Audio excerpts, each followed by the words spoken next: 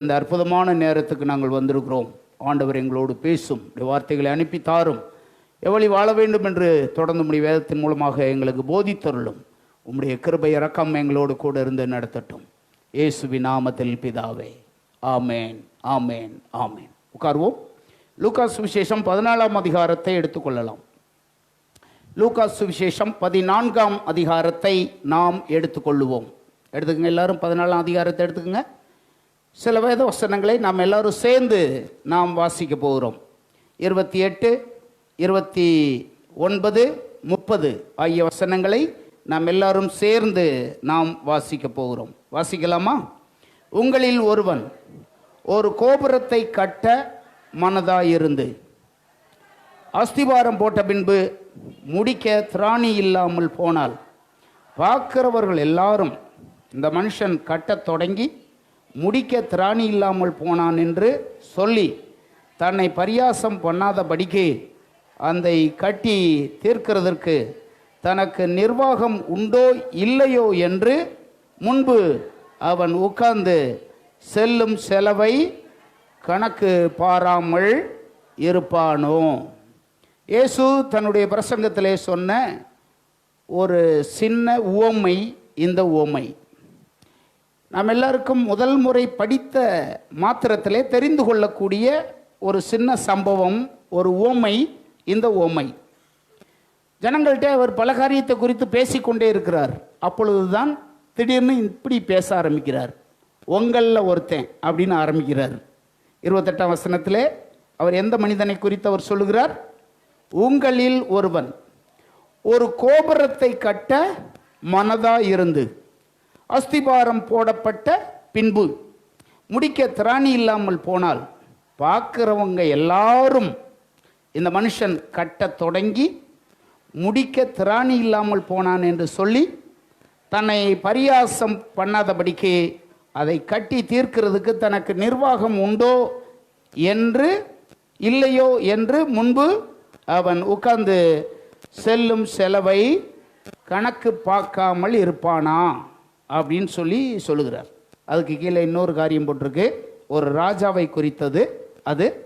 அந்த ஒரு ராஜா இன்னொரு ராஜாவோடு யுத்தத்துக்கு போகும்போது தன்மேல் 10,000 சேவகரோடு வருகிற அவனை தன் 10,000 சேவகரை கொண்டு எதிர்க்க கூடுமோ கூடாதோ என்று முன்பு உட்கார்ந்து ஆலோசனை பண்ணாமல் இருப்பானோ. கூடாதென்று கண்டால் மற்றவன் இன்னும் தூரத்தில் இருக்கும்போதே ஸ்தானாதிபதிகளை அனுப்பி சமாதானத்துக்கானவைகளை கேட்டுக்கொள்வானே என்று சொல்லி சில காரியங்களை அவர்கள் நடுவில் இருக்கிற அந்த மனிதர்களை ஒப்பிட்டு சில காரியங்களை பேசுவதை இந்த பகுதியிலே நாம் படிக்கிறோம். கட்டி தீர்க்க தனக்கு நிர்வாகம் திராணி உண்டோ இல்லையோ என்று முன்பு அவன் உட்கார்ந்து செல்லும் செலவை கணக்கு பார்க்காம இருப்பானோ என்று சொல்லி 28ஆவது வசனத்தில் எல்லாரும் சொல்லுங்க, முகத்தை பாருங்க, யாரும் கீழே குனிய கூடாது. முகத்தை பாருங்க. அவன் கட்ட மனசுல தீர்மானம் பண்ணது என்ன சொல்லுங்க? அவன் கட்டுவதற்கு மனதிலே தீர்மானம் பண்ணினது கோபுரம். அது ஒரு சின்ன குடிசை அல்ல, ஒரு பெரிய கோபுரத்தை கட்டுவதற்கு அவன் மனசுல தீர்மானம் பண்ணினான். கோபுரம் என்று சொல்லும் போதே நமக்கு என்ன ஞாபகத்துக்கு வருகிறது?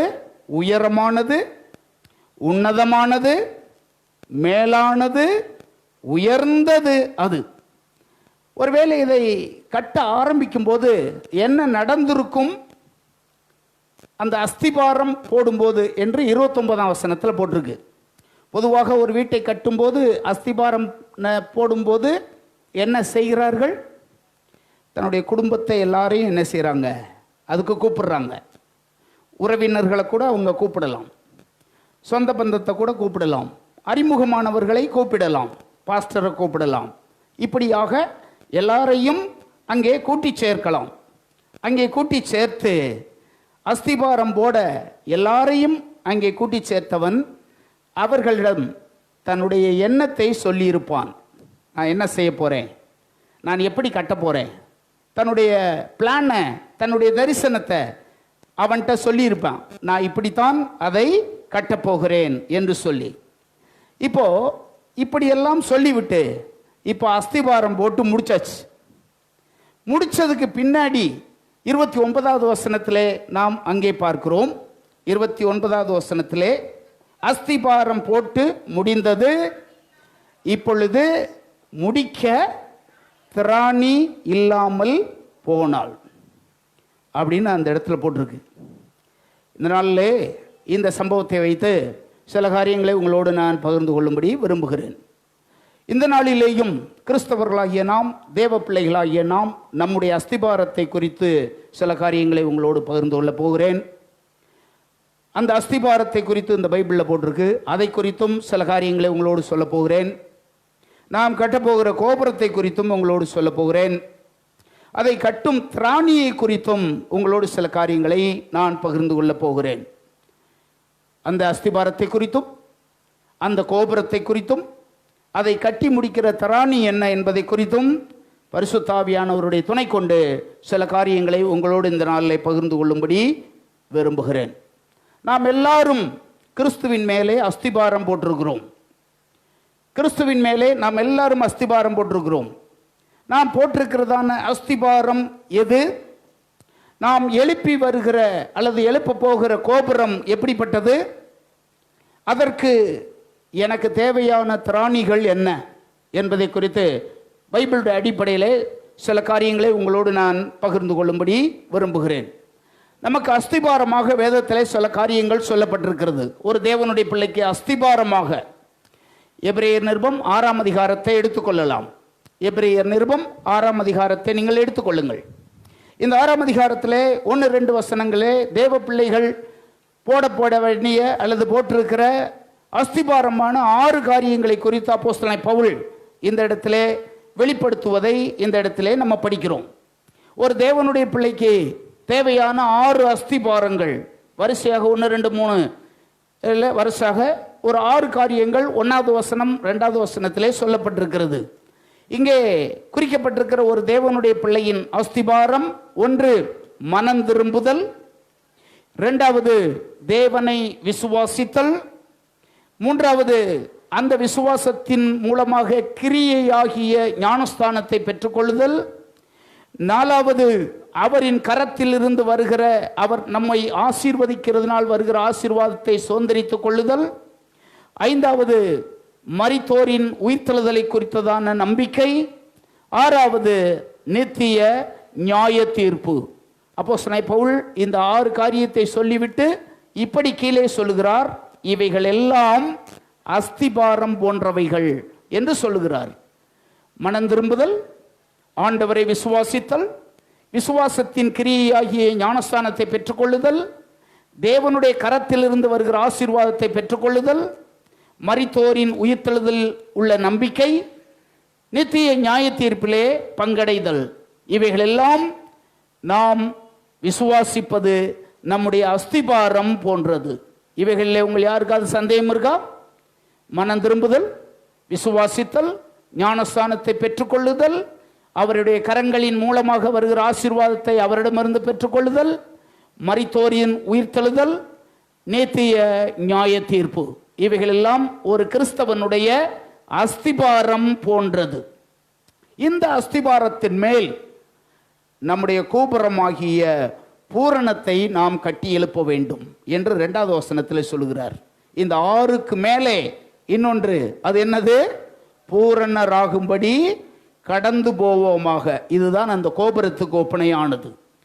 பூரணராகும்படி உயரப் போவோமாக, பூரணராகும்படி உயர்வோமாக, பூரணராகும்படி இந்த அஸ்திபாரத்தின் மேல் நம்முடைய கோபுரத்தை கட்டுவோமாக.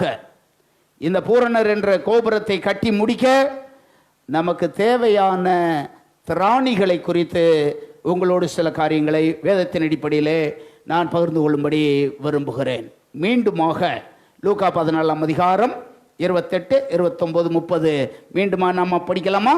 உங்களில் ஒருவன் ஒவ்வொரு கோபுரத்தை கட்ட மனதா இருந்து அஸ்திபாரம் போடப்பட்ட பின்பு முடிக்க திராணி இல்லாமல் போனால் பார்க்கிறவர்கள் எல்லாரும் இந்த மனுஷன் கட்ட தொடங்கி முடிக்க திராணி இல்லாமல் போனான் என்று சொல்லி தன்னை பரியாசம் பண்ணாதபடிக்கு அதை கட்டி தீர்க்கிறதுக்கு தனக்கு நிர்வாகம் உண்டோ இல்லையோ என்று முன்பு அவன் உட்கார்ந்து செல்லும் செலவை கணக்கு பார்க்க கடவன். அந்த கோபுரத்தை கட்டி தீர்க்க எனக்கு நிர்வாகம் உண்டோ? என்னுடைய அஸ்திபாரம் எல்லாம் இப்படி இருக்கு, என்னுடைய கோபுரம் இதை போன்றது, ஆனால் அதை கட்டி முடிப்பதற்கு எனக்கு நிர்வாகம் உண்டோ என்று உட்கார்ந்துருக்கிற நீங்கள் உட்கார்ந்துக்கிட்டே கணக்கு பார்க்கணுமா? அப்படி தானே போட்டிருக்கு. உட்கார்ந்துருக்கிற நீங்கள் உட்கார்ந்துருந்துக்கிட்டே நான் அந்த கோபுரத்தை கட்டி முடிப்பேனா, எனக்கு அதில் போட்டிருக்கு நிர்வாகம் உண்டோ அப்படின்னா என்ன அர்த்தம்? அப்படி தானே போட்டிருக்கு 30ஆம் வசனத்தில், எனக்கு நிர்வாகம் உண்டோ. அதுக்கு இன்னொரு இடத்துல திராணின்னு போட்டிருக்கு. எனக்கு திராணி இருக்கா, எபிலிட்டி, எனக்கு வலிமை இருக்கிறதா, எனக்கு அதை கட்டி முடிப்பதற்கான வலிமை இருக்கிறதா? பைபிளில் இந்த கோபுரத்தை நீ கட்டி முடிக்க வேண்டுமானால் அஸ்திபாரங்கள் 6 சொன்னேன், திராணியும் 6 பைபிளில் வரிசைப்படுத்தப்பட்டிருக்கிறது. இந்த திராணிகள் உங்களுக்கு உண்டாயிருந்தால் நிச்சயமாய் நீங்கள் போட்ட அஸ்திபாரத்தின்படி அந்த கோபுரத்தை கட்டி முடிப்பீங்க.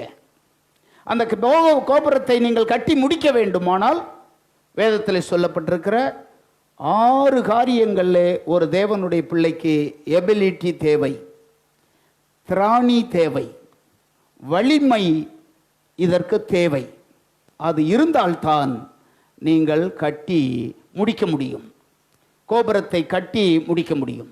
ஆகவே இந்த இடத்துல உட்கார்ந்துருக்கிற நீங்கள் எல்லாரும் எனக்கு நிர்வாகம் உண்டா, எனக்கு இப்போ திராணி இருக்கா என்று இந்த வேதமாகிய கண்ணாடிக்கு முன்னாடி நின்று நம்மை நாமே பரிசோதித்து பார்க்கணும். எனக்கு அஸ்திபாரம் போட்டாச்சா போடலையா? அஸ்திபாரம் போட்டாச்சு. இந்த அஸ்திபாரம் போடும்போது அநேகரை நீங்கள் அழைத்திருக்கலாம், அநேகரிடத்தில் உங்கள் நம்பிக்கையை சொல்லியிருக்கலாம்.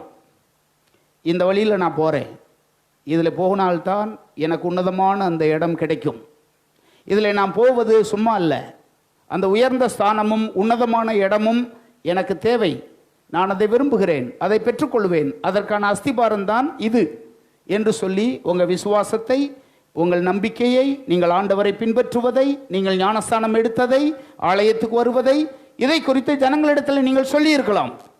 இப்படிப்பட்ட அஸ்திபாரங்கள் எல்லாம் போட்டு வைத்ததற்கு பிற்பாடு அஸ்திபாரத்தோடு அந்த கட்டடம் முடியாது. இந்த கட்டடத்தை நீங்கள் தொடர்ந்து எழுப்பி, என்றால் நீங்கள் உங்கள் மனதிலே தீர்மானித்திருக்கிறது என்ன? அது கோபுரம், அது ஒரு உயர்ந்த ஸ்தானம், அது உன்னதமான இடம். அந்த இடத்துக்கு நீங்கள் போக வேண்டுமானால், அந்த இடத்தை நீங்கள் சுதந்திரித்துக் கொள்ள வேண்டுமானால், அதுக்கு தேவையான 6 திராணிகளை குறித்து பைபிள் உங்களுக்கும் எனக்கும் சில ஆலோசனைகளை சொல்லுகிறது. இதை சுட்டி காண்பிக்கும்படியாக விரும்புகிறேன். இந்த திராணிகளை நீங்கள் உடையவர்களாக இருந்தால் நிச்சயமாய் அந்த உன்னதமான ஸ்தானத்தை நீங்கள் கட்டி எழுப்ப முடியும், அந்த உயர்ந்த ஸ்தானத்திலே நீங்கள் பங்கு பெற முடியும். இதைத்தான் எபிரேயர் 6:2 சொல்லப்பட்டபடி இந்த அஸ்திவாரத்தின் மேல் பூரணராகி நீங்கள் அங்கே கடந்து செல்ல முடியும். பூரணராகி அங்கே கடந்து சென்று அதை நீங்கள் கட்டி முடிக்க முடியும். இந்த திராணிகள் நமக்கு இல்லாவிட்டால், இதை கட்டி முடிக்கிற திராணி நமக்கு இல்லாவிட்டால் என்ன நடக்கும்னு 29ஆம் வசனத்தில் போட்டிருக்கு. என்ன நடக்கும்? அஸ்திபாரம் போடப்பட்ட பின்பு முடிக்க திராணி இல்லாமல் போனால் பார்க்கிற எல்லாரும் இந்த மனுஷன் கட்ட தொடங்கினான், முடிக்க திராணி இல்லாமல் போனான் என்று சொல்லி தன்னை பரியாசம் பண்ணாதபடிக்கு இந்த கட்டி தீர்க்கிறதுக்கான திராணி என்னென்று நாம் உட்கார்ந்த நிலைமையிலேயே சோதித்து பார்த்து அந்த திராணியை வளர்த்து கொள்ள வேண்டிய ஒரு முக்கியமான நேரத்திலே நாம் வந்திருக்கிறோம். அப்படிப்பட்ட திராணிகள் என்ன? சில வசனங்களை வரிசையாக நான் சொல்லிட்டு பிற்பாடு சில நிமிஷங்கள் அதற்கான விளக்கத்தை உங்களுக்கு சொல்லும்படி விரும்புகிறேன். என்னோடு சேர்ந்து நீங்கள் எபிரேயர் 6ஆம் அதிகாரத்தை எடுத்துக்கொள்ளுங்கள். வசனம் 11 சீக்கிரம் படிங்க. எபிரேயர் 6ஆம் அதிகாரம் 11வது வசனம் பாருங்க.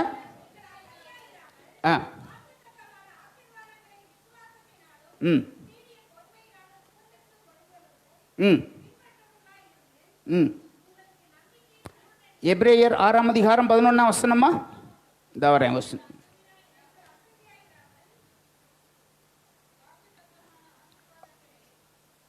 எபேசியர் 6 வசனம் 11.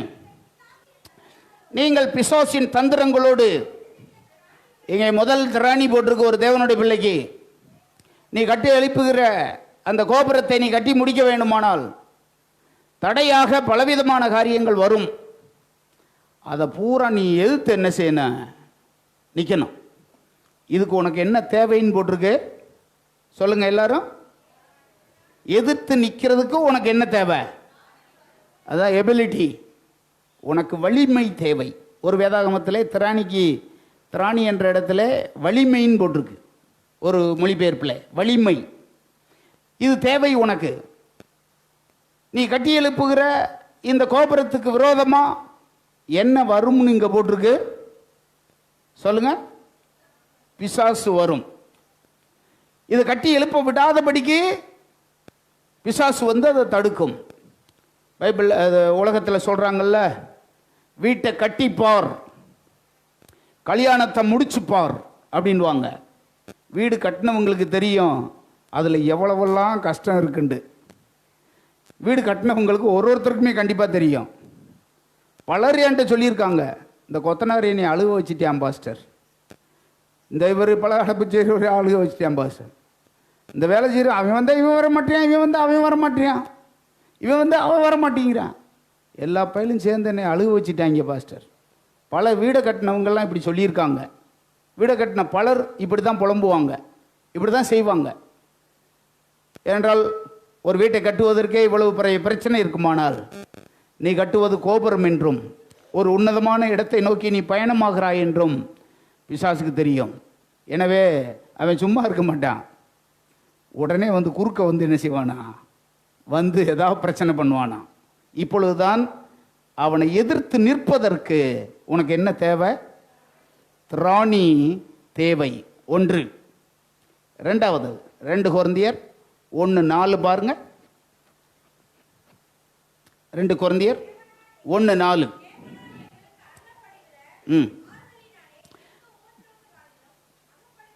தேவனால் எங்களுக்கு அருளப்படுகிற ஆறுதலினாலே எந்த உபத்திரவத்திலாகிலும் அகப்படுகிறவர்களுக்கு நாங்கள் ஆறுதல் செய்ய திராணி அப்படின்னு போட்டிருக்கு.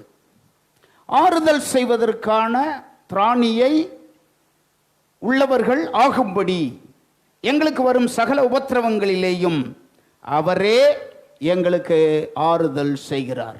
1, முதல்ல நம்ம பார்த்தோம், பிசாசை எதிர்த்து நிற்கக்கூடிய திராணி. 2வது, உபத்திரவத்தில் உள்ளவர்களுக்கு ஆறுதல் செய்யக்கூடிய திராணி. 3வதாக மார்க்கு சுவிசேஷம் 4ஆம் அதிகாரம் 33வது வசனம். மார்க்கு சுவிசேஷம் 4ஆம் அதிகாரம் 33வது வசனம். சீக்கிரம் படிங்க. அவர்கள் கேட்டு அறியும் திராணி அப்படின்னு இந்த இடத்துல போட்டிருக்கு. கேட்டு அறியக்கூடிய திராணி. 1 கொரிந்தியர் 10:13 4வதாக 1 கொரிந்தியர் 10:13 4வதாக சோதனையே அல்லாமல் உங்களுக்கு நேரிடவில்லை, தேவன் உண்மையுள்ளவராக இருக்கிறார், உங்கள் திராணிக்கு மேலாக நீங்கள் சோதிக்கப்படுவதற்கு அவர் இடங்கொடாமல் சோதனையை தாங்கத்தக்கதாக, சோதனையோடு கூட அதற்கு தப்பிக்கொள்ளும்படியான சோதனையை தாங்கக்கூடிய திராணி. சோதனையை தாங்கக்கூடிய திராணி. 5வதாக நீதிமொழிகள் 3:27 படிக்கிறோம். 3:27 நன்மை செய்யும் திராணி. நன்மை செய்யும் திராணி. 6வதாக 2 கொரிந்தியர் 8:1 முதல் 3 வசனங்களிலே படிக்கிறோம். ஆண்டவருக்காக கொடுக்கும் திராணி.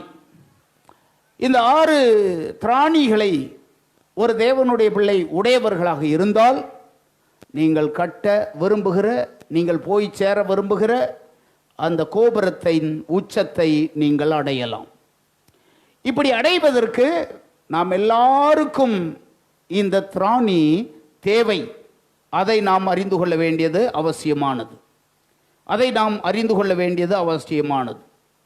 பைபிளில் முதல்ல சொல்லப்பட்டிருக்கல்லவா, எபேசியர் 6:11 பார்க்கிறோம். எதற்கு நமக்கு திராணி தேவை? பிசாசின் தந்திரங்களோடு எதிர்த்து நிற்க திராணி. எல்லாராலும் எதிர்த்து நிற்க முடியாது. பிசாசோடு எதிர்த்து நிற்க வேண்டுமானால் எல்லாராலும் எதிர்த்து நிற்க முடியாது. அதுக்கு என்ன தேவை? திராணி உள்ளவங்க மட்டும்தான் எதிர்த்து நிற்க முடியும். திராணி உள்ளவங்க மட்டும்தான் பிசாசை எதிர்த்து நிற்க முடியும். ஏனென்றால் பிசாசினுடைய கிரியைகளை குறித்து, அவன் எத்தன்மை உள்ளவன் என்பதை குறித்து, அவனுடைய செயல்பாடுகள் என்பதை குறித்து, தேவனை குறித்து பைபிளில் எவ்வளவு எழுதியிருக்கோ அதற்கு கொஞ்சம் குறைய பிசாசின் வல்லமைகளை குறித்தும் பல சத்தியங்கள் பைபிளிலே சொல்லப்பட்டிருக்கிறதை நாம் அறிகிறோம். பழைய ஏற்பாட்டிலும் சரி, புதிய ஏற்பாட்டிலும் சரி, அப்போஸ்தலர்கள் தங்கள் புஸ்தகத்திலே பிசாசின் கிரியைகளை குறித்து ஏராளமாய் அங்கே நமக்கு விளக்கி சொல்லியிருக்காங்க. குறிப்பாக பேதுரு பிசாசை குறித்து என்ன சொல்றார் பாருங்க. 1 பேதுரு 5:8 வசனம் 9 வசனத்திலே நம்ம படிக்கிறோம். நாம் எல்லாருக்கும் தெரிஞ்ச வேத பகுதி அது. தெளிந்த புத்தி உள்ளவர்களாக இருங்கள், விழித்திருங்கள், ஏனெனில் உங்கள் எதிராளியாகிய பிசாசானவன், அவனுடைய தன்மையை குறித்து பேதுரு எழுதுறாரு. பிசாசு எப்படிப்பட்டவனா இருப்பான்? அவன் எலி மாதிரி பூனை மாதிரி இப்படி அல்ல, எப்படிப்பட்ட தன்மையுள்ள இருப்பான்னு பேதுரு எழுதுறாரு. இந்த பேதுரு இருக்கார் பாருங்க, பல முறை பிசாசால் சோதிக்கப்பட்டவர். இயேசுவை தெரியாதுன்னு மறுதளிச்சதுக்கு காரணம் என்ன? பயந்து தானே. இயேசுவையே பிடிச்சு சிலுவையில் அரைஞ்ச இந்த கும்பல் நம்மையும் பிடிச்சு கண்டிப்பாக சிலுவையில் அரைஞ்சிரும்னு பயந்து தானே அவரை யாருன்னு தெரியாதுன்னு மறுதளிச்சதுக்கு காரணமே தெரியும். ஒரு பொண்ணு அந்த பக்கம் நீயும் இயேசுவோடு தானே இருந்த அப்படின்னு கேட்டப்ப அந்த பெண்ணை பார்த்துட்டு பயந்துருக்கான்னா எப்படி இருந்திருப்பான் பாருங்க. அந்த பெண்ணுக்கு பின்னாடி இருந்தது யாரு? பிசாசின் கிரியை. இதை கண்டோன்னா அவன் என்ன செஞ்சான்? பயந்து தான் சொல்கிறான், ஐயோ அந்த ஆளா எனக்கு யாருன்னே தெரியாதுமா, நீ நான் அவனோட தானே இருந்த. அதுக்கு அவன் சொன்ன பதில் என்ன? இல்லை அவரை நான் பார்த்ததே கிடையாது அப்படின்ட்டான். காரணம் என்ன? பயந்து. இப்படிப்பட்ட தன்மை உள்ளவன் தான் பிற்காலத்திலே தேவனுடைய ஆவியின் வல்லமையை பெற்று ஆண்டவருக்காக அரிய பெரிய காரியங்களை செய்த அந்த மனுஷன். அவன் தான் சொல்றான், தெளிந்த புத்தி உள்ளவர்களாக இருங்கள், விழித்திருங்கள், ஏனெனில் உங்கள் எதிராளியாகிய பிசாசானவன் கர்ச்சிக்கிற சிங்கம் போல எவனை விழுங்கலாமோ என்று வகை தேடி அவன் சுற்றி திரிகிறான். இவனை நீங்க ஜெயிக்கிறதுக்கு உங்களுக்கு திராணி வேணும். இவனை நீங்கள் ஜெயிப்பதற்கு திராணி வேணும். இந்த திராணி எப்பொழுது வரும் அப்படின்னு யாக்கோபு ஒரு சின்ன ஆலோசனை சொல்றார். 4:7 வசனத்திலே, யாக்கோபின் நிருபம் 4:7 ஆகையால் தேவனுக்கு கீழ்ப்படிந்திருங்கள், பிசாசுக்கு அப்பொழுது நீங்கள் எதிர்த்து நிற்கலாம். பிசாசுக்கு நீங்கள் எதிர்த்து நிற்க வேண்டுமானால் தேவனுக்கு கீழ்ப்படியாத ஒருவனால பிசாசுக்கு அவனால எதிர்த்து நிற்கவே முடியாது. நீங்களே உங்கள் அனுபவத்தில் தெரியும். எப்பொழுது நீங்கள் பிசாசை நீங்கள் தைரியமாக எதிர்த்து நிற்க முடியும்னா, நீங்கள் தேவனுடைய வார்த்தைக்கு கீழ்ப்படிஞ்சு நடக்கிறவங்களா இருந்தா அப்பொழுது மட்டும்தான் நீங்கள் இந்த பிசாசை எதிர்த்து நிற்க முடியும். நீங்கள் எதிர்த்து நின்றுப்பீங்க. நீங்கள் நிச்சயமாய் எதிர்த்து நிற்க வேண்டுமானால் தேவனுக்கு கீழ்ப்படிந்திருந்தால் நிச்சயமாய் நீங்கள் பிசாசுக்கு எதிர்த்து நின்றுப்பீங்க. அது எல்லா சூழ்நிலையிலையும் பிசாசானவன் நமக்கு விரோதமாய் எழுந்து யார் மூலமாவது நின்று கொண்டே இருப்பான். காரணம் என்ன?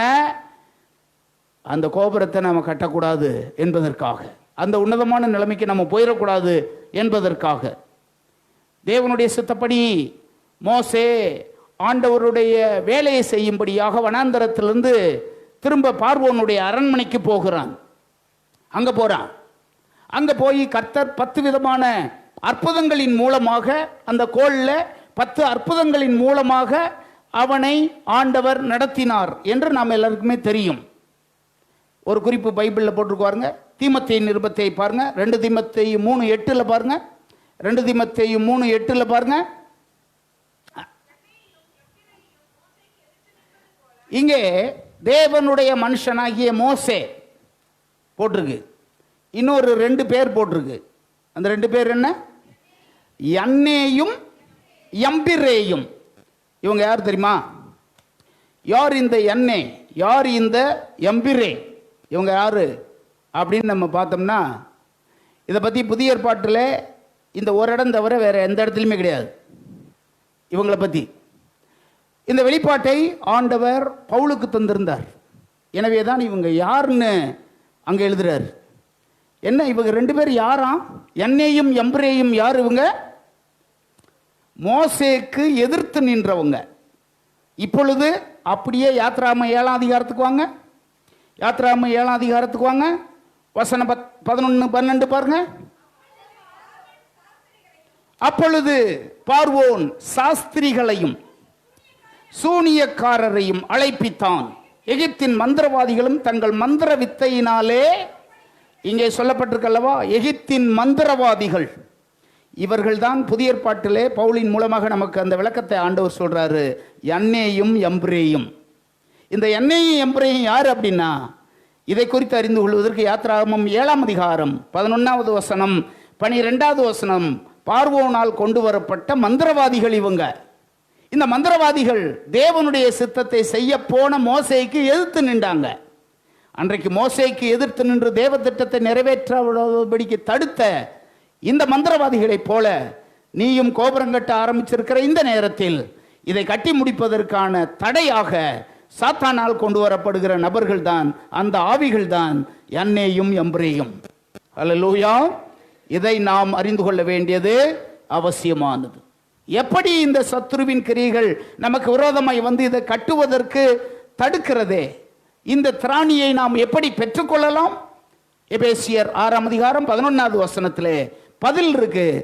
இதை எதிர்த்து நிற்க திராணி உள்ளவர்கள் ஆகும்படிக்கு தேவனுடைய சர்வாயுத வர்க்கத்தை தரித்து கொள்ளுங்கள் என்று அங்கே 7 காரியம் போட்டிருக்கு. வரிசையா போட்டிருக்கு 7 காகிதம். இந்த சர்வாயுத வர்க்கங்களை நீங்கள் தரித்திராவிட்டால் இந்த சாத்தானுக்கு நீங்க எதிர்த்து நிற்க முடியாது. இந்த சர்வாயுத வர்க்கங்கள் உங்களிடத்தில் இருந்தால் நிச்சயமாய் நீங்க பிசாசுக்கு எதிர்த்து நிற்கலாம். இப்ப எதிர்த்து நிற்கக்கூடிய திராணி இதன் மூலம் உங்களுக்கு கிடைக்கிறது. நீங்கள் அதை பெற்றுக்கொண்டவர்களாக இருந்தால் பிசாசை எதிர்த்து நின்று தேவனுடைய சித்தத்தை நீங்கள் செய்ய முடியும். 6ஆம் அதிகாரம் எபேசியர் 13ஆம் வசனம் பாருங்க, 6:13 பாருங்க.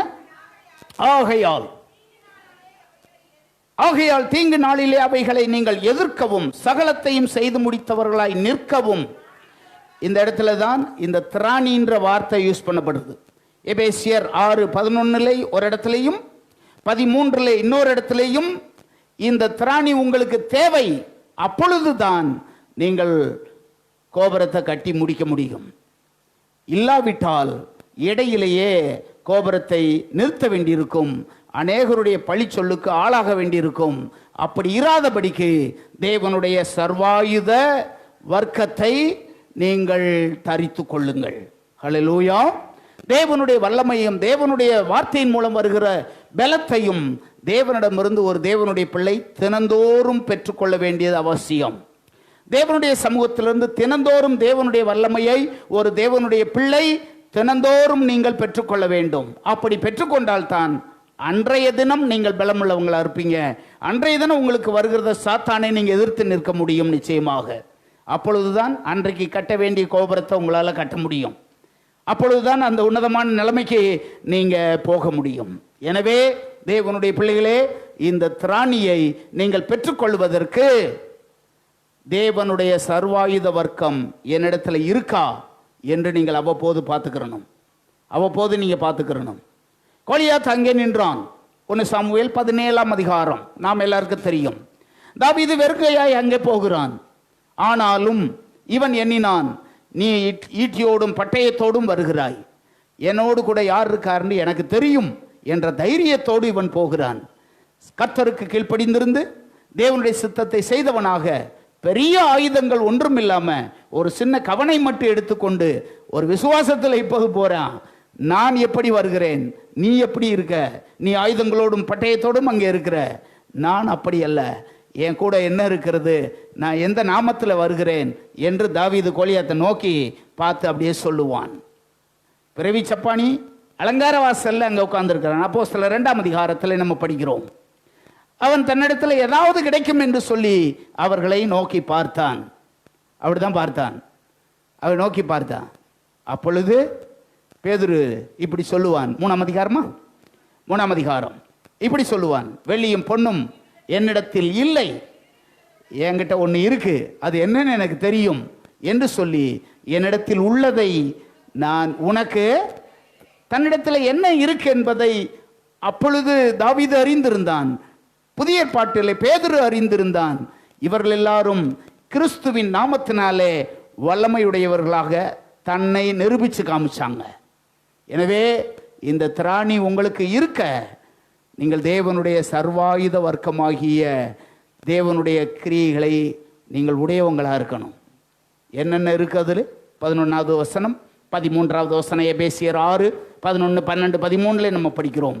விசுவாசம் என்கிற கேடகத்தை எடுத்துக்கொள்ளுங்கள், தலைச்சீராவை வைத்துக் கொள்ளுங்கள், பட்டயத்தை எடுத்துக்கொள்ளுங்கள், வேத வசனம் என்கிற பட்டயத்தை எப்பொழுதும் நீங்கள் எடுத்துக்கொள்ளுங்கள். கர்த்தருக்காக நீங்கள் தைரியமாய் போய் அங்கே நில்லுங்கள். அப்பொழுது பிசாசு உங்களை விட்டு நிச்சயமாய் ஓடி போவான். இந்த திறமையை, இந்த திராணியை ஒவ்வொரு தேவனுடைய பிள்ளையும் ஒவ்வொரு நாளும் பெற்றுக்கொள்ள வேண்டியது அவசியமானது. ஹல்லேலூயா. இரண்டாவது ஒரு தேவனுடைய பிள்ளைக்கு இருக்க வேண்டிய திராணி 2 கொரிந்தியர் 1:4 நம்ம பார்த்தோம். 2 கொரிந்தியர் 1:4 பார்க்கிறோம். அங்கே சொல்லப்பட்டிருக்கிற, தேவனால் எங்களுக்கு அருளப்படுகிற ஆறுதலினாலே எந்த உபத்திரவத்திலாகிலும் அகப்படுகிறவர்களுக்கு நாங்கள் ஆறுதல் செய்ய திராணி உள்ளவர்கள் ஆகும்படிக்கு அப்படின்னு போட்டிருக்கு. இது இன்னொரு ஸ்டெப். இது ஒரு ஸ்டெப் என்னது? தனக்கு ஆறுதல் சொல்வதற்கு ஆட்கள் வர வேண்டும் என்று எதிர்பார்ப்பது. இன்னொரு ஸ்டெப் என்னது? நான் புறப்பட்டு போய் அநேகரை ஆறுதல் படுத்த போகிறேன் என்று புறப்பட்டு போவது. ஒன்று ஆறுதலுக்காக காத்திருப்பது, இன்னொன்று ஆறுதல் கொடுப்பதற்காக புறப்பட்டு போவது. நீங்க எந்த ஸ்தானத்தில் இருக்கீங்க, எந்த திராணி உங்கள்கிட்ட இருக்குன்னு நீங்க யோசிச்சு பாருங்க. எந்த திராணி இருக்கு, எப்படிப்பட்ட திராணியை இந்த காரியத்திலே உடையவர்களாக இருக்கீங்க அப்படின்னு பார்க்குறீங்க. உங்களில் எத்தனை பேர் விசுவாசிகளாகிய மற்றவர்களை போய் அவ்வப்போது தேவனுடைய வார்த்தையை சொல்லி ஆறுதல் படுத்துகிறீர்கள் அல்லது அவர்களை தைரியப்படுத்துகிறீர்கள்? உங்களில் யாராவது உண்டா? பாஸ்டர், என்னுடைய நிலைமை அப்படின்னு ஒரு கேள்விக்குறியை போட்டு, என்னுடைய சூழ்நிலை இப்படி இருக்கும்போது நான் போய் எப்படி மற்றவங்களுக்கு ஆறுதல் சொல்லுவது, மற்றவர்களை எப்படி நான் திடப்படுத்துவது, எப்படி நான் மற்றவர்களுக்கு போய் உதவி செய்வது, எப்படி நான் மற்றவர்களுக்கு போய் இந்த காரியத்தை செய்வது? தீமோத்தேயுவின் ஊழியத்தை குறித்து 1 தெசலோனிக்கர் 3ஆம் அதிகாரத்தில் போட்டிருக்கு. 1 தெசலோனிக்கர் 3ஆம் அதிகாரத்தில் தீமோத்தேயு என்கிறவன் ஒரு வாலிப பையன். அவன் ரொம்ப கொஞ்சம் வயசு பையன். அப்போஸ்தலனாகிய பவுலோடு ஊழியத்தில் இருக்கிறான். இவனுக்கிடத்துல ஒரு நல்ல குணம் இருந்துச்சு. அவன் ஒரு வாலிப பையனாக இருந்தாலும் இவன்கிட்ட ஒரு பெரிய நற்குணம் ஒன்று இருந்ததாக நம்ம பைபிளில் பார்க்குறோம். இந்த நற்குணம் எத்தன்மையுள்ளதாக இருந்தது? ஆகையால் நாங்கள் இனி பொறுத்திருக்க கூடாமல் அத்தனை பட்டணத்தில் தனித்து விடப்படுகிறது நன்மை என்று நினைத்து இந்த உபத்திரவங்களினாலே ஒருவனும் அசைக்கப்படாதபடிக்கு உங்களை திடப்படுத்தவும், உங்கள் விசுவாசத்தை பற்றி உங்களுக்கு புத்தி சொல்லவும், நம்முடைய சகோதரனும் தேவ ஊழியக்காரனும் கிறிஸ்துவின் சுவிசேஷத்தில் எங்கள் உடன் வேலையாளுமாகிய தீமோத்தேயு என்கிறவன் வாலிப பையன், அப்போஸ்தலன் பவுலோடு கூட இருக்கிறவன். அப்போஸ்தலன் பவுலுடைய மேற்பார்வையிலே பல சபைகள் இருந்துச்சு. அதுல ஒரு சபை தெசலோனிக்கே சபை. இப்ப தெசலோனிக்கே சபையிலே சிலர் அவிசுவாசத்துக்குள்ளே போய் ஆண்டவரை விட்டு விலகி போகிற சூழ்நிலையில இருக்காங்க. இப்பொழுது பவுல் யோசிக்கிறார், இப்ப சோர்ந்து போய் விசுவாசத்தை விட்டு விலகி போற நிலைமையில் இருக்கிற இவர்களை தேற்றுவதற்கும் ஆறுதல் படுத்துவதற்கும் இவர்களை தூக்கி எடுப்பதற்கும் என்கிட்ட இருக்கிற தீமோத்தேயுவை உடனே அனுப்பணும்னா இவன் போய் ஒன்று செய்வான். என்ன செய்வான்? இந்த உபத்திரவத்தினாலே, வசனம் 2, ஒருவனும் அசைக்கப்படாதபடிக்கு உங்களை திடப்படுத்தவும் உங்கள் விசுவாசத்தை குறித்து உங்களுக்கு புத்தி சொல்லவும் என்னுடைய சகோதரனாகிய தீமோத்தேயுவை நான் அனுப்புகிறேன். உங்களில் அநேகர் தீமோத்தேயுவாய் இருக்கும்படி இந்த கோபுரத்தை கட்டணும்னு ஆண்டவர் விரும்புகிறார். இந்த கோபுரத்தை நீங்க கட்டணும். உனக்கு ஆறுதல் சொல்லுவதற்கு ஆட்களை தேடி இருக்கிற அந்த சூழ்நிலையை விட்டுவிட்டு நான் எழும்பி போய் அநேகரை திடப்படுத்த போகிறேன். நான் எழும்பி போய் அநேகரை உற்சாகப்படுத்த போகிறேன். நான் எழும்பி போய் இன்னொருத்தரை தூக்கிவிட போகிறேன். நான் எழும்பி போய் ஆண்டவருடைய வார்த்தையினாலே அவர்களை திடப்படுத்த போகிறேன். நீங்களாம் முழிக்கும் போது எனக்கு தெரியுது, நீங்களாம் யோசிக்கும் போது இந்த நிலைமையா அப்படின்னு தெரியுது. சில நேரத்தில் நான் அனுபவத்தில் பார்த்துருக்கேன். என்னுடைய குடும்பத்தில் அநேக தேவைகள் இருக்கும், பல ஆயிரங்கள் தேவையாக இருக்கும். ஆனால் அன்னைக்கு நின்று எப்படி தெரியுமா பிரசங்கம் பண்ணுவேன்? எந்த காரியத்துக்கும் பயப்படாதீங்க, ஆண்டவர் உன் தேவையை அற்புதமாக சந்திப்பார்னு பிரசங்கம் பண்ணுவேன். முடிச்சோன்னே எங்கள் வீட்டுக்காரம்மா வந்து சொல்லும், குடும்பத்தில் எவ்வளவு பிரச்சனை, எவ்வளவு தேவை இருக்குது, இது எல்லாத்தையும் மறந்துட்டு இன்னைக்கு எப்படி பிரசங்கம் பண்ணுறீங்க அப்படின்னு அது சொல்லும். ஒரு ஊழியக்காரனுடைய வேலை என்ன தெரியுமா? எனக்கு எப்படி இருக்குது, எனக்கு எப்படி இருக்குது, எனக்காக ஜெபம் பண்ணிக்கங்க இப்படி சொல்லுவதல்ல. 1000 தேவைகள் இருந்தாலும் உன் தேவையை அற்புதமாக உன் ஆண்டவர் சந்திப்பார்னு சொல்கிறதான் ஊழியம். 1000 பிரச்சனைகள் இருந்தாலும் உன் பிரச்சனைக்கு ஆண்டவர் ஒரு தீர்வை கொடுப்பார் என்பதுதான் ஊழியம். அது இந்த ஊழியத்தை யார் செஞ்சார் பாருங்க? தீமோத்தேயு செஞ்சான். இந்த தீமோத்தேயுவை செய்ததுனால தான் இந்த இடத்துல அவனை பவுல் இப்படி சுட்டி காண்பிக்கிறாரு. உங்க எல்லாரிலையும் அவன்தான் தன்னுடைய வல்லமையான காரியங்கள் மூலமாக உங்களை தூக்கி எடுக்கவும் உங்களுக்கு ஆறுதல் படுத்தவும் இந்த உபத்திரவத்தினாலே ஒருவனாயிலும் விழுந்து போகாதபடி உங்களை நிறுத்துவதற்காக தீமோத்தேயுவை உடனே உங்களிடத்தில் நான் அனுப்புகிறேன் என்று அவன் சொல்லுவான். இது இந்த திராணி உங்க எல்லாருக்கும் வேணும். திராணி இல்லாதவங்க இதை செய்ய மாட்டாங்க. திராணி இல்லாதவங்க இதெல்லாம் செய்ய மாட்டாங்க. இந்த திராணி உங்கள்கிட்ட இருக்கான்னு உட்கார்ந்து நீங்களே கணக்கு பாருங்க. இந்த ஊழியத்தை உங்களில் எத்தனை பேர் செய்கிறீங்கன்னு நீங்களே கணக்கு பாருங்க. இந்த திராணி என்கிட்ட இருக்கா? இல்லாவிட்டால் தேவனிடமிருந்து இதை கேட்டு பெற்றுக்கொள்ளுங்க. ஆண்டவரே, நான் அநேகரை திடப்படுத்த போகிறேன், அநேகரை தூக்கிவிட போகிறேன், அநேகரை ஆறுதல் செய்ய போகிறேன், அநேகருக்கு உதவி செய்ய போகிறேன் என்று நீங்கள் எழும்பி வரத்தக்க திராணியை தேவனிடமிருந்து நீங்கள் பெற்றுக்கொள்ளுங்கள். இந்த நேரத்திலே அப்படிப்பட்ட விண்ணப்பத்தோடு வேண்டுதலோடு இங்கே இருப்பீர்கள் என்றால் இந்த ஊழியத்தை செய்யக்கூடிய கிருபையையும் திராணியையும் ஆண்டவர் இந்த காலவேளையிலே உங்களுக்கு தந்து உங்களை மேன்மைப்படுத்தும்படி ஆண்டவர் விரும்புகிறார். இந்த மாதிரியான காரியங்களை செய்து தேவன் உங்களை நிலைப்படுத்தும்படி ஆண்டவர் விரும்புகிறார். இந்த ஊழியத்தை செய்யும்படியாக ஆண்டவர் உங்களை அழைக்கிறார்.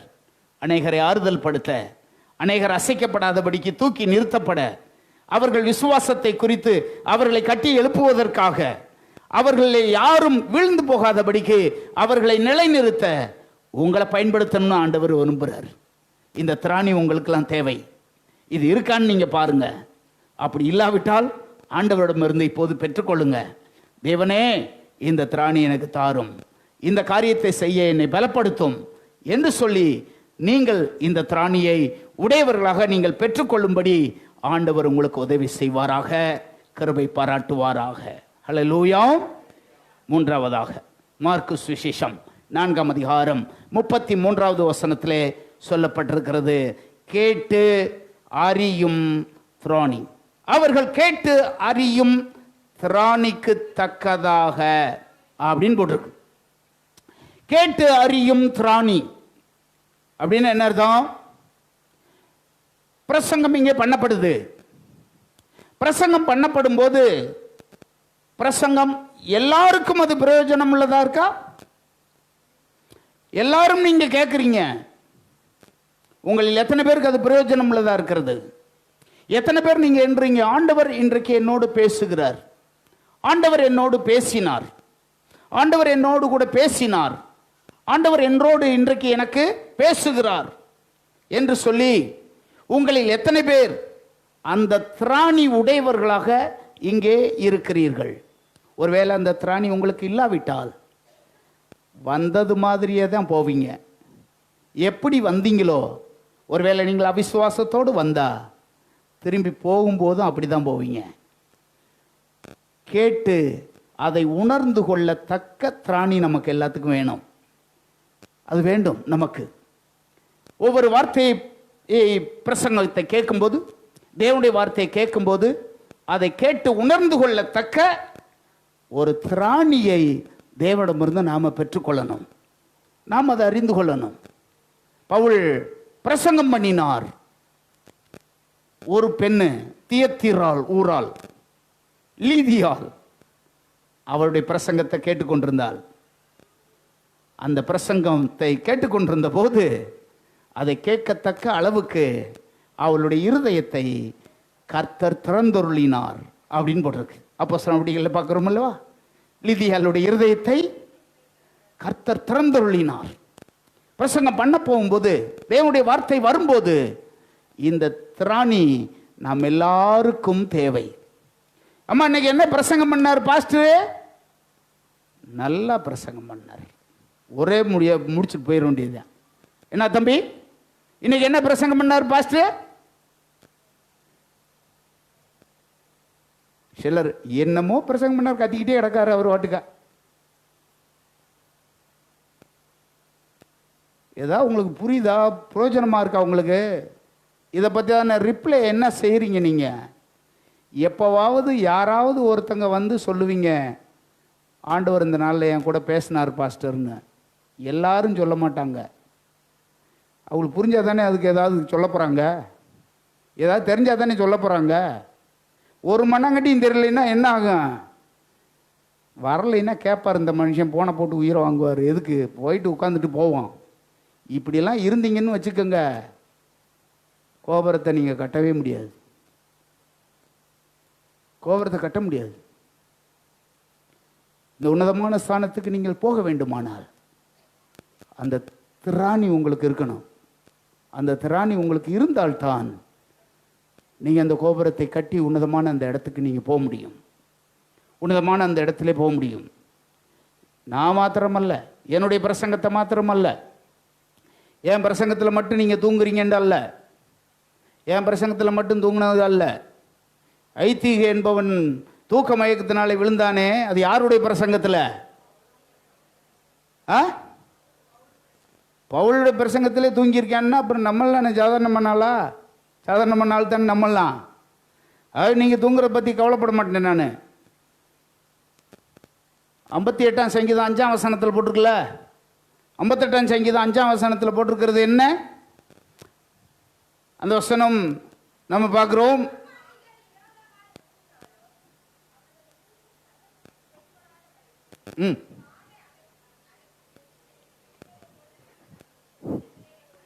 ஏம்மா இதை நானவா சொல்கிறேன்?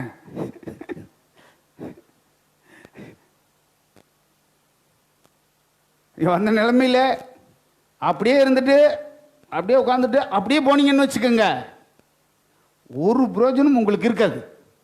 ஒரு திராணி உங்களுக்கு இல்லாமல் போயிடும். ஆண்டவரே இன்றைக்கு என்னோட நீர் பேசணும் என்று வாஞ்சையோட தாகத்தோட என்ன செய்யணும்? வரணும்.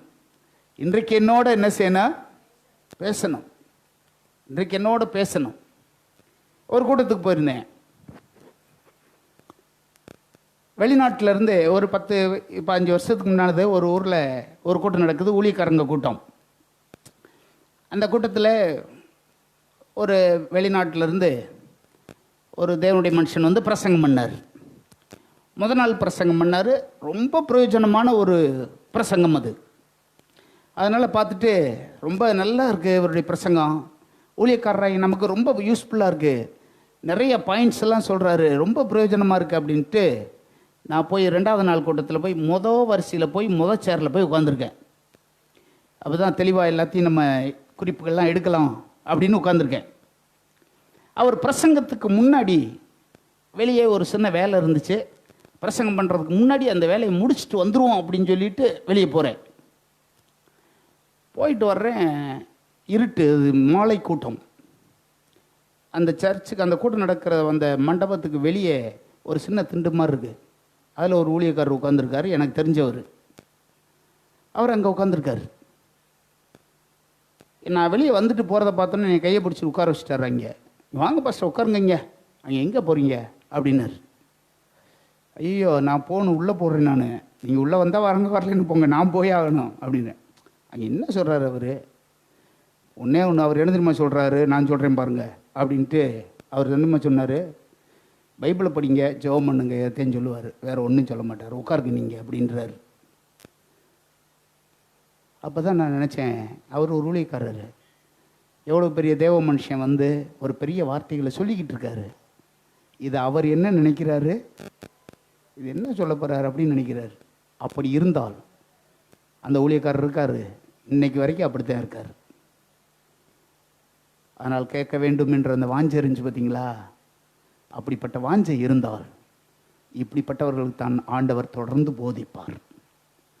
யாருக்கு அவர் தன்னுடைய காரியங்களை தெரியப்படுத்துவார் அப்படின்னா, வாஞ்சையோடு தாகத்தோடு யார் இருக்காங்களோ அவங்களுக்கு தான் தன்னுடைய காரியங்களை வெளிப்படுத்துவார். கேட்பதற்கே ஒரு திறமை வேணும்னு பைபிளில் போட்டிருக்கு. கேட்பதற்கே என்ன வேணுமா, திராணி வேணும் அப்படின்னு போட்டிருக்கு. ஏசாயாவினுடைய தீர்க்க தரிசனத்தை குறித்து பவுல் தன்னுடைய பிரசங்கத்தில் எழுதுவார். அப்போஸ்தலர் 28வது அதிகாரத்துக்கு வாங்க. அப்போஸ்தலர் 28ஆம் அதிகாரத்துக்கு வாங்க. வசனம் 26-27 பாருங்க. 26-27 பாருங்க. நீங்கள் காதார கேட்டும் உணராதிருப்பீர்கள், கண்ணார கண்டும் பாராதிருப்பீர்கள். நீங்கள் கண்ணினால் காணாமலும் கேளாமலும் இருதயத்தினால் உணர்ந்து குணப்படாமலும் இருக்கும்படிக்கு இந்த ஜனத்தின் இருதயம் கொளுத்திருக்கிறது. காதுகளினால் மந்தமாய் கேட்டு என்று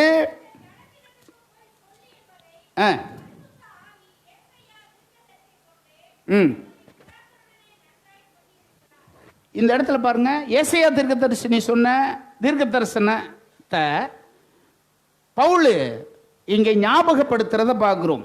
அவர் என்ன சொன்னாராம் ஏசாயா தீர்க்கதரிசி, காதார கேட்டும் உணராது இருப்பீர்கள், கண்ணார கண்டும் பாராதிருப்பீர்கள்.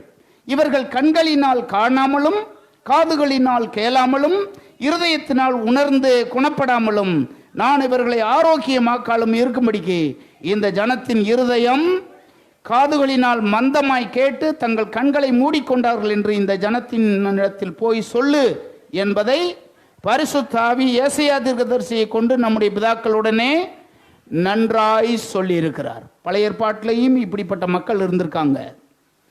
கேட்டும் கண்டும் உணராத மக்கள், கேட்காத மக்கள், கேட்டும் உணராத மக்கள், அவங்க எப்படி தேவனுக்கு பயந்து நடப்பாங்க, எப்படி தேவனுக்கு பிரியமா வாழ்வாங்க?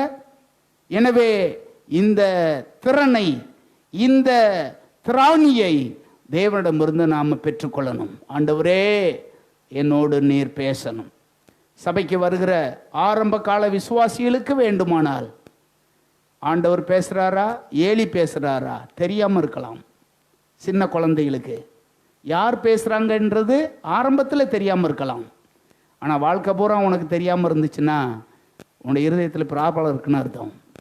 தேவன் உன்னோடு பேசுகிற உன் வார்த்தை, அவருடைய வார்த்தையை நீ அறியத்தக்க திராணியை நீ வளர்த்து கொள்ளணும். தேவனுடைய வார்த்தையை அறிந்து கொள்ளத்தக்க திராணியை நீங்கள் வளர்த்து கொள்ள வேண்டியது அவசியமானது. நாலாவதாக 1 கொரிந்தியர் 10ஆம் அதிகாரம் 13வது வசனம். 1 கொரிந்தியர் 10ஆம் அதிகாரம் 13வது வசனம். அல்லாமல் இல்லை, தேவன் உண்மையுள்ளவராக இருக்கிறார். உங்கள் திராணிக்கு மேலாக சோதனையை சகிக்கத்தக்க திராணி உங்களுக்கு தேவை. சோதனையை நம்மில் அநேகர் விரும்பாவிட்டாலும் சோதனையினாலே உங்களை என்னையும் நம்மை நிரூபித்து கொள்ள முடியும். நம்மை நிரூபித்து காண்பிப்பதற்கு, இவன் நல்லா படிக்கிறான் என்பதை நிரூபித்து காண்பிப்பதற்கு அந்த மாணவனுக்கு ஒரு பரீட்சை அவசியம். இந்த பரீட்சை தான் அவன் எத்தன்மை உள்ளவனாக இருக்கிறான் என்பதை நிரூபிக்கிறது. அதை போல தேவனுடைய பிள்ளைகளாகிய நீங்களும் நானும் சோதனைகள் நம்முடைய வாழ்க்கையில் வரும்போது நாம் அதில் நிலைநிற்கிறோமா என்பதை நம்முடைய சோதனைகளே நம்மை நிரூபித்து காண்பிக்கிறது. எனவேதான் யாக்கோபு இதை குறித்து எழுதுவார் 1:12. யாக்கோபின் புஸ்தகம் 1:12 எழுதுவார், சோதனையை சகிக்கிற மனுஷன், சோதனையை விட்டு தப்புற மனுஷன் பாக்கியவான் அல்ல, சோதனையை சகிக்கிற மனுஷன் பாக்கியவான். இந்த திராணியை நாம் வளர்த்துக்கணும். சோதனைகள் வரும், பிரச்சனைகள் வரும், போராட்டங்கள் வரும். நிச்சயம் நீங்கள் அறிந்து கொள்ளணும், இந்த காரியமும் நிச்சயமாய் கடந்து போகும். ஒரு நாள் இதை நான் வெல்வேன், ஒரு நாள் இதை நான் மேற்கொள்ளுவேன், ஒரு நாள் இதை நான் ஜெயிப்பேன் என்ற எண்ணம் உங்களுக்குள்ளே எப்போதும் இருக்க வேண்டியது அவசியமானது. நீங்கள் உண்மையான தேவனுடைய பிள்ளைகளாக இருந்தால் சோதனையான நேரத்தில் தேவன் உங்களுக்கு உதவி செய்வார் என்பதை நீங்கள் மறந்துடக்கூடாது. சோதனையான நேரத்தில் உங்கள் தேவன் உங்களை கைவிட மாட்டார் என்பதை நீங்கள் அறிந்து கொள்ள வேண்டியது அவசியமானது. பேதுரு இதை குறித்து சொல்கிறார் அல்லவா? 2 பேதுரு 2ஆம் அதிகாரம் 9ஆம் வசனத்தில் இப்படி சொல்லுவார். 2 பேதுரு 2ஆம் அதிகாரம் 9வது வசனத்தில் இப்படி சொல்லுவார், கர்த்தர் தேவ பக்தி உள்ளவர்களை சோதனையினின்று ரட்சிக்கவும் ஆக்கினைக்குள்ளானவர்களாக நியாயத்தீர்ப்பு நாளுக்கு வைக்கவும் அறிந்திருக்கிறார். அக்கிரமக்காரரை உள்ளானவர்களாக நியாயத்தீர்ப்பு நாளுக்கு வைக்கவும் கர்த்தர் தேவ பக்தி உள்ளவர்களை சோதனையினின்று ரட்சிக்க அறிந்திருக்கிறார். எனவே சோதனை என்பது நமக்கு மாத்திரம் அல்ல, தேவனுடைய பிள்ளைகள் எல்லாருக்கும் வந்திருக்கிறது. சோதனையான நேரத்தில் அவர் உங்களை கைவிடுகிறவர் அல்ல, உங்களோடு கூடவே அவர் இருக்கிறவர். எனவே தான் பவுல் இப்படி சொல்லுகிறார் கொரிந்தியர் நிருபத்திலே 1 கொரிந்தியர் 10:13 சோதனை நின்று தப்புவதற்கான போக்கையும் நிச்சயமாய் உண்டாக்குவார். எந்த வழிகள், எல்லா வழிகளும் அடைக்கப்பட்டிருந்தாலும் உனக்காக ஒரு அற்புதமான வாசலை அவர் திறப்பார். சோதனை நின்று தப்புவதற்கான ஒரு வழியை ஆண்டவர் உனக்கு நிச்சயமாய் உருவாக்குவார். அப்போஸ்தலனாகிய பவுல் தன்னுடைய அனுபவத்திலிருந்து ஒன்று சொல்லுவார். எனக்கு எப்படி சோதனை வந்துச்சு அப்படின்னு சொல்லுவார். அது 20ஆம் அதிகாரம் 19ஆம் வசனத்தில் சொல்லப்பட்டிருக்கிறது. அப்போஸ்தலர் 20:19 இப்படி நாம் வாசிக்கிறோம். அதை குறித்து வெகு மனத்தாழ்மையோடும் மிகுந்த கண்ணீரோடும் யூதருடைய தீமையான யோசனையால் எனக்கு நேரிட்ட சோதனையோடு கூடத்தான் நான் கர்த்தரை சேவித்தேன். எனக்கு சோதனைகள் வந்தது, கண்ணீர் வந்தது, இதெல்லாம் வந்த போதும் இதோடு கூடவே நான் என் ஆண்டவரை சேவித்தேன் என்று பவுல் சொல்லுகிறார். எனவே தேவனுடைய பிள்ளைகளாகி நீங்களும் நானும் நமக்கு வருகிற சோதனையான சூழ்நிலைகள் மத்தியிலேயும் கர்த்தரை சேவிக்க, கோபுரத்தை கட்ட இந்த திராணியை நாம் வளர்த்து கொள்ள வேண்டியது அவசியமானது. 5வது குறிப்பு நீதிமொழிகள் 3:27. நீதிமொழிகள் 3:27 நன்மை செய்ய திராணி அப்படின்னு சொல்லப்பட்டிருக்கு. நன்மை செய்ய திராணி என்று சொல்லி பைபிளில் இதை சார்ந்ததான இன்னொரு குறிப்பு 4ஆம் அதிகாரம் 17 யாக்கோபுல போட்டிருக்கு. யாக்கோபு 4:17 வாசிக்கிறோம். வாசிக்க இந்த வசனத்தை, ஆதலால் ஒருவன் நன்மை செய்ய அறிந்தவனாயிருந்தும் அதை செய்யாமல் போனால் நன்மை செய்ய எல்லாருக்கும் அந்த திராணி இல்லை. எந்த திராணி இல்லை அப்படின்னா, நன்மை செய்றீங்க ஒருத்தங்களுக்கு, அவர்கள் உங்களுக்கு நன்மை செய்யாவிட்டாலும் எதிராக தீமையை செஞ்சாங்கன்னா ரெண்டாவது அவங்களுக்கு நன்மை செய்வீங்களா? நிச்சயமா நாம் நன்மை செய்ய மாட்டோம்.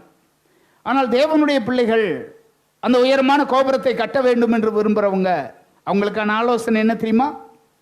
உன்னிடத்துல நன்மை செய்தவங்க, உன்னால் நன்மையை பெற்றவங்க உனக்கு விரோதமாய் காரியங்களை செஞ்சாலும் அந்த பாடையும் நீ சகித்து கொண்டு அவர்களுக்கு திரும்ப நீ நன்மை செய்கிற பாரு, இந்த திராணி தேவனிடமிருந்து தான் உனக்கு வரும். இது எல்லாத்துக்கும் என்ன செய்யாது? நிச்சயமாக வராது.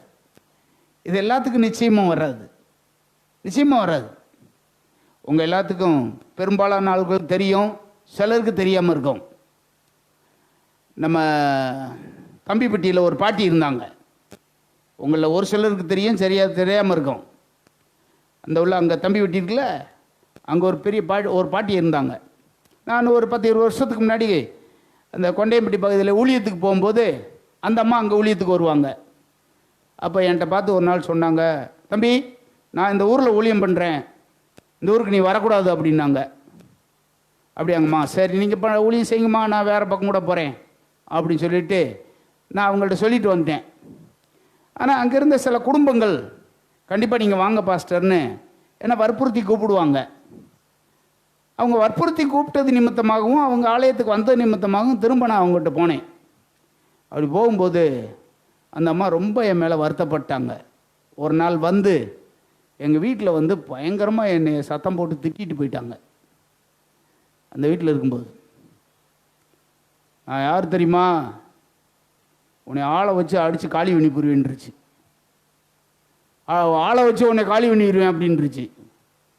அந்தம்மா வயசானது, நான் எல்லோட்ட பையன், என்னை ஆளை வச்சு அடித்து காலி பண்ணிடுவேன்றது என்ன சொல்கிறது? அந்தம்மாவும் வெள்ளை சேலை கட்டியிருக்கு, கையில் பைபிள் வச்சுருக்கு, நானும் வெள்ளை ட்ரெஸ்ஸு போட்டிருக்கேன். என்ன செய்யறதுன்னு தெரில. இப்படி ஊழியத்துக்குள்ளே சண்டை வருது. இவ்வளவு அந்த அம்மாவை கஷ்டப்படுத்திட்டா நம்ம போய் அங்கே ஊழியம் பண்ணணும், நான் வரல அப்படின்னு சொன்னால் கூட அந்த மக்கள் இங்கே வர்றாங்க. இப்போ என்ன செய்யறதுன்னு தெரில. எங்கள் வீட்டில் வந்து பயங்கரமாக சத்தம் போட்டு திட்டிட்டு போயிடுச்சு, எச்சரிக்கையாக இருந்துக்க அப்படின்னு. அதிலிருந்து வெள்ளைச்சிலையை கண்டாலே எனக்கு பயம் வந்துடும். வச்சுரா, அது எங்கேயாவது பார்த்தனாலே பயம் வந்துடும் எனக்கு. அந்த மாதிரியான ஒரு சூழ்நிலை இருக்குது. வெளியே போய் சிலர்கிட்ட அது போய் சொல்லுது, வீட்டுக்கு போனேன், அவனை இப்படி இப்படி மிரட்டிட்டு வந்துட்டேன், சொல்ல அவன் பாட்டு பேசாமல் உட்காந்துருக்கான் அப்படின்னு போய் இன்னொரு ஆள்கிட்ட போய் சொல்லுது. இப்படிப்பட்ட சூழ்நிலையில் இருக்கும்போது தான் திடீர்னு ஒருத்தங்க மூலமாக எனக்கு ஒரு தகவல் வருது. அந்த அம்மா போய் ஒருத்தங்கிட்ட ஒரு உதவி கேட்குது. ஐயா, நான் கஷ்டத்தில் இருக்கேன், கடனில் இருக்கேன், பிரச்சனையில் இருக்கேன், எனக்கு பொருளாதாரத்தில் நீங்கள் உதவி செய்யணும் அப்படின்னு ஒருத்தங்கள்ட்ட உதவி கேட்குது அந்த அம்மா. அவங்க என்ன நினச்சாங்களோ தெரியல, என்னையை கான்டாக்ட் பண்ணி உங்கள் ஊர் பக்கத்தில் இப்படி ஒரு பாட்டி ஊழியம் செய்தாமல, அது கஷ்டத்தில் இருக்கேன்னு தபால் போட்டிருக்கு, அந்த பாட்டி உங்களுக்கு தெரியுமா, உண்மையிலே அது கஷ்டப்படுதா, அதுக்கு பணம் தேவையா, நீங்கள் கொஞ்சம் சொன்னீங்கன்னா நாங்கள் அதுக்கு உதவி செய்கிறோம் அப்படின்னு என்கிட்ட கேட்குறாங்க. இப்போ தான் நமக்கு சோதனை வருது. இப்போ என்ன செய்யலாம்? இப்போ இதுக்கா உதவி செய்கிறது? யாருக்கு செஞ்சாலும் பரவாயில்ல, இதுக்கு மட்டும் செய்யவே கூடாது அப்படின்ற ஒரு எண்ணமெல்லாம் மாம்சத்தில் வரும். ஆனால் பைபிள் என்ன சொல்லுது? நன்மையும் செய்யணும், பாடும் அனுபவிக்கணும்னு போட்டிருக்கு. அப்படி செய்தால் நீங்கள் பாக்கியவான்கள்னு போட்டிருக்கு. அவங்கள்ட்ட என்ன தெரியுமா சொன்னேன்? உண்மையிலே அந்த அம்மா கஷ்டப்படுது, உங்களால் முடிஞ்சால் அம்மாவுக்கு உதவி செய்யுங்க அப்படின்னு சொன்னேன். அதுக்கடுத்து அவங்க என்ன தெரியுமா சொன்னாங்க? அந்த அம்மா என்ன கஷ்டப்பட்டாலும் பரவாயில்ல, அந்த உதவியை உங்கள்கிட்ட தான் கொடுப்போம், நீங்கள் அந்த அம்மாட்ட நாங்கள் சொல்லிடுவோம், மாதம் மாதம் போய் ஜெயக்குமார் பாஸ்டர்கிட்ட போய் அந்த உதவியை வாங்கிக்கன்னு சொல்லிடுவோம் அப்படின்னு அவங்க என்கிட்ட சொல்கிறாங்க. ஐயோ, இது பிரச்சனையாக பண்ணுறாங்களே. கடைசியில் பல வருஷம் அவங்க உதவி செஞ்சாங்க. இந்த அம்மாவுக்கு நான் உதவி செய்யத்தக்க அளவுக்கு ஆண்டவர் உதவி செஞ்சார். சில நேரத்தில் நான் போக முடியாது, தம்பி யோசுவாட்ட கூட அந்த உதவியை கொடுத்து விடுவேன். இந்த மாதிரி பாட்டிகிட்ட கொடுத்துருங்கண்டு. ஒரு நாள் போய் அந்த அம்மாவை நம்மளே போய் பார்க்க போவோம் அப்படின்ட்டு நானே அந்த உதவியை கொண்டு போகிறேன். அவங்க சோகம் இல்லாமல் படுத்த படுக்கையாக இருக்காங்க. அவங்க தலைமாட்டில் ஒரு டைரி இருக்குது. அந்த டைரியை எடுத்து சும்மா நான் உட்காந்துட்டு அப்படி பார்க்குறேன். அதில் இப்படி எழுதி வச்சுருக்கு, நான் கர்த்தருக்குள் நித்திரை அடைந்தால் பெட்டி செலவு ஒரு பாஸ்டர் பெயர் போட்டிருக்கு, சாப்பாட்டு செலவு பேரையூர் பாஸ்டர் ஜெயக்குமார் அப்படின்னு எழுதி போட்டிருக்கு. அதில் அம்மா என்னங்கம்மா இப்படி எழுதி வச்சுருக்கீங்க, நீந்த மகனே எனக்கு உதவி செய்யணும் நான் சாகும்போது அப்படின்ட்டுருச்சு. அப்புறம் என்ன செய்யறது, உங்கள் எல்லாருக்கும் தெரியாது, செத்தப்ப நம்ம இங்கேருந்து வேன் பிடிச்சி போய் அன்றைக்கி வரைக்கும் சாப்பாடு செலவு பூரா நம்மளே ஏற்றுக்கிட்டோம். எப்போ இப்படிலாம் நடக்கும் அப்படின்னா, நீ நன்மை செய்து யாராவது உனக்கு பிரச்சனை பண்ணாங்கன்னா அவர்களுக்கும் நீ நன்மை செய்கிற பாரு, ஆண்டவர் உன்னை சும்மா விட மாட்டார். கர்த்தர் உனக்கு நிச்சயமாய் மேன்மையை கொடுப்பார். இந்த திராணியை நீ வளர்த்துக்கிறணும். எல்லாருக்கும் இது வராது. இது ஆண்டவரிடமிருந்து தேவனிடமிருந்து வருகிற இந்த திராணியை தேவ பிள்ளைகள் இதை பெற்றுக்கொள்ளணும். ஹல்லேலூயா, பெற்றுக்கொள்ளணும். நிச்சயமாக அதை செய்யணும். நாம் எபிரேயர் 13ஆம் அதிகாரம் 16ஆம் வசனத்தில் பார்க்குறோம் அல்லவா, 13-16 வாசிக்கிறோம் அல்லவா, நன்மை செய்யவும் தான தர்மம் பண்ணவும் மறவாதிருங்கள். இப்படிப்பட்ட பலிகளின் மேலே நன்மை செய்யவும் தான தர்மம் பண்ணவும் மறவாதிருங்கள். இப்படிப்பட்ட பலிகளின் மேலே தேவன் பிரியமா இருக்கிறார். 2 தெசலோனிக்கேயர் 3:13 பார்க்கிறோம் அல்லவா, 3:13 வாசிக்கிறோம் அல்லவா, நன்மை செய்கிறதினாலே, நன்மை செய்கிறதிலே நீங்க ஒருபோதும் என்ன செய்யக்கூடாது, இந்த திராணியை நீங்க வளர்த்துக்கணும். நன்மை செய்கிறது, நன்மை செய்து கொண்டே இருப்பது, பாடுகள் வந்த போதும் நன்மையை தொடர்ந்து செய்வது. இதை செய்யும்போது நீ நடக்கிற அந்த கோபுரத்தை உன்னால் கட்டி எழுப்ப முடியும். நீ நினைக்கிற அந்த கோபுரத்தை நிச்சயமாய் எழுப்புவாய், நிச்சயமாக. 6வதாக 2 கொரிந்தியர் 8ஆம் அதிகாரம் 1-3 வசனங்கள், நிறைவான வசனத்தை நாம் வாசித்து முடிக்கலாம். 2 கொரிந்தியர் 8ஆம் அதிகாரம் 1-3. அன்றியும் சகோதரரே, மக்கதோனிய நாட்டு சபைகளுக்கு தேவன் அளித்த கிருபையை உங்களுக்கு அறிவிக்கிறோம். அவர்கள் மிகுந்த உபத்திரவத்தினாலே சோதிக்கப்படுகையில் கொடிய தரித்திரம் உடையவர்களாக இருந்தும் தங்கள் பரிபூர்ண சந்தோஷத்தினாலே மிகுந்த உதாரத்துவமாய் கொடுத்தார்கள்.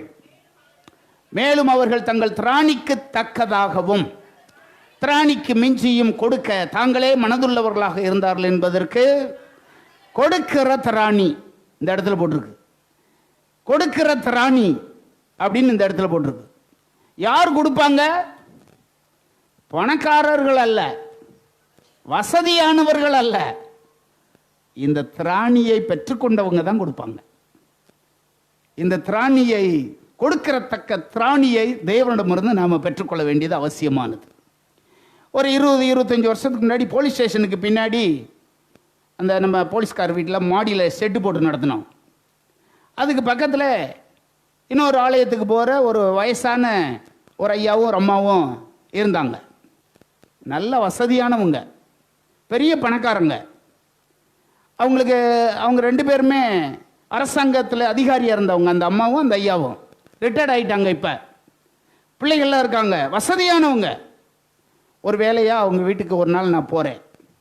போனோன்னே அந்த அம்மா இப்படி கேட்டாங்க என்கிட்ட, பாஸ்டர் எனக்கு ஒரு பைபிள் வேணும் பாஸ்டர்னாங்க. அப்போ நான் சொன்னேன், மதுரைக்கு எப்பாவது போவேன், போனேன்னா பைபிள் வாங்கி தர்றேன் உங்களுக்கு அப்படின்னு நான் சொன்னேன். அந்த அம்மா என்ன தெரியுமா சொன்னாங்க, பாஸ்டர் சும்மா கொடுக்க சொல்லி உங்களுக்கு பைபிள் கொடுப்பாங்கல்ல, யாராச்சும் ஃப்ரீயாக கொடுக்குற பைபிள் யாராவது உங்களுக்கு கொடுத்துருப்பாங்கல்ல, அதில் ஒரு பைபிள் கொடுங்க எனக்கு அப்படின்ட்டாங்க. எனக்கு பெரிய ஆச்சரியமாக இருந்துச்சு. பெரிய பணக்காரங்க, பெரிய உத்தியோகத்தில் இருக்கிறவங்க, நான் யாருன்னு சொன்னால் உங்களுக்கு தெரியும், அப்படிப்பட்ட பெரிய வசதி வாய்ப்புள்ள உள்ளவங்க. ஆனால் தனக்கு எப்படிப்பட்ட பைபிள் வேணும்ன்றாங்க, ஓசியா பைபிள் வேணும்ன்றாங்க. இதுலேருந்தே தெரிஞ்சுக்கலாம் நம்ம, பணக்காரங்க தான் கொடுப்பாங்க அப்படின்னு யாரும் நினச்சிடாதீங்க. கொடுக்க வேண்டுமானால் அதற்கு ஒரு திராணி தேவை. மக்கதோனியா நாட்டு சபையை பற்றி இங்கே எழுதுகிறாரு, அவர்கள் கொடிய தரித்திரமுடையவர்களாக இருந்தும் கிறிஸ்துவுக்காக உதாரத்துவமாய் கொடுக்கிற திராணியை அவர்களுடையவங்களாக இருந்தாங்க. இது எல்லாருக்கும் வராது. உங்களில் அநேகர் கஷ்டப்படுற நீங்கள் ஆண்டவருக்காக எப்படி செய்கிறீங்கன்னு எனக்கு தெரியும். இதெல்லாம் சாதாரணமாக வராது. பல காரியங்களில் கஷ்டப்படுற நீங்கள், பல காரியங்களில் தேவை உள்ள நீங்கள், உங்கள் தேவை எல்லாத்தையும் பார்க்காம ஆண்டவருக்காக எப்படியாவது இதை செய்யணும்னு செய்கிறீங்கள, இதுதான் அந்த திராணி. இது எல்லாத்துக்கும் வராது. உங்களில் அநேகருக்கு ஆண்டவர் அந்த திராணியை கொடுத்துருக்கிறார். உங்களில் அநேகர் அந்த திராணியை உடையவர்களாக இருக்கிறீங்க. இந்த திராணியை உடையவங்களாக இருந்தால் பரலோகத்திலே உங்களுக்கு பொக்கிஷம் நிச்சயமாய் சேரும். பரலோகத்திலே உங்கள் பலன் அதிகமாக நிச்சயமாக இருக்கும். பரலோகத்திலே அதுக்கான பிரதிபலன் அதிகமாய் பெருகும்.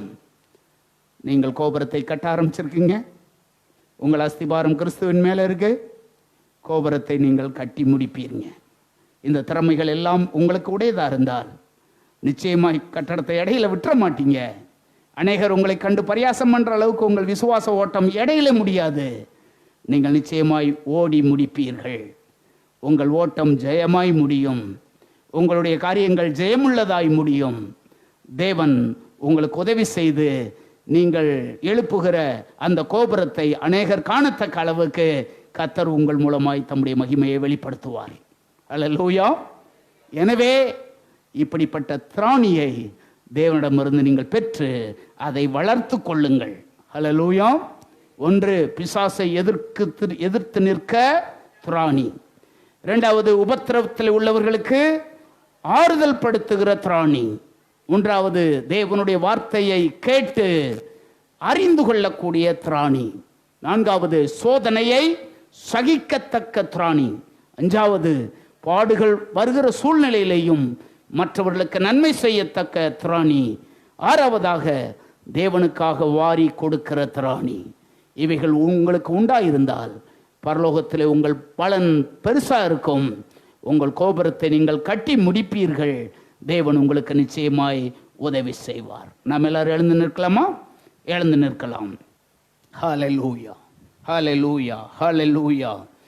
ஆண்டவருடைய முகத்தை நோக்கி பார்த்து இந்த திராணிகள் தேவை என்று உணர்றவங்க, இந்த காரியம் எனக்கு தேவை என்று உணர்கிறவர்கள், இந்த வலிமை எனக்கு தேவை என்று எண்ணுகிறவர்கள், இந்த வேத வசனத்தில் உள்ளபடி இந்த வேத வசனத்தில் உள்ளபடி இந்த வலிமையெல்லாம் எனக்கு உம்மிடமிருந்து வரட்டும் ஆண்டவரே என்று சொல்லி விரும்புகிறவங்க, உங்க 2 கரங்களை உயர்த்தி ஆண்டவரிடத்துல ஒரு நிமிஷம் கேளுங்க.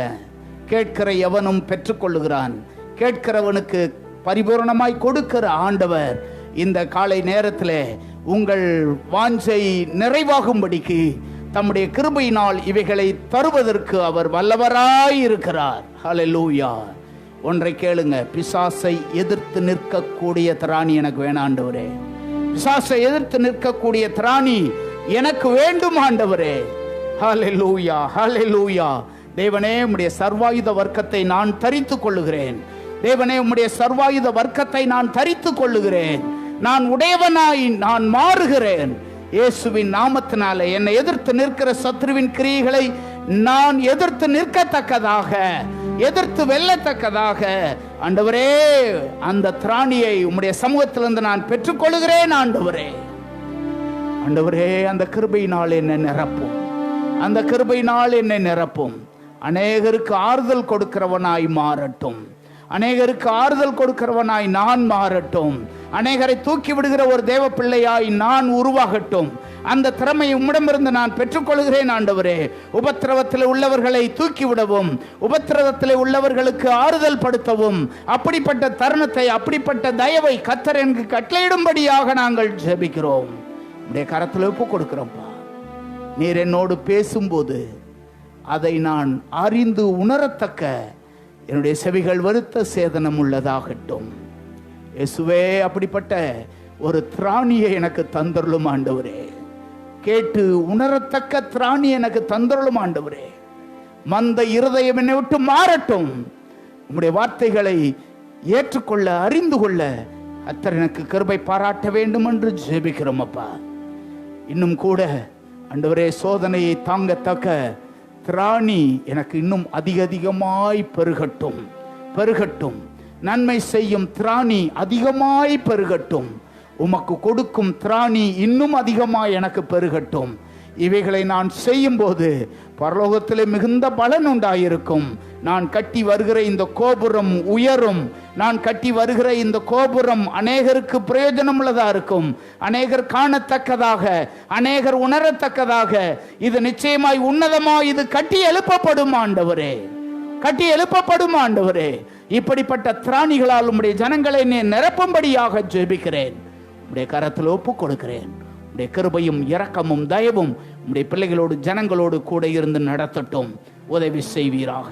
இயேசுவின் நாமத்தில் ஜெபிக்கிறோம் ஜீவனுள்ள நல்ல பிதாவே. ஆமென்.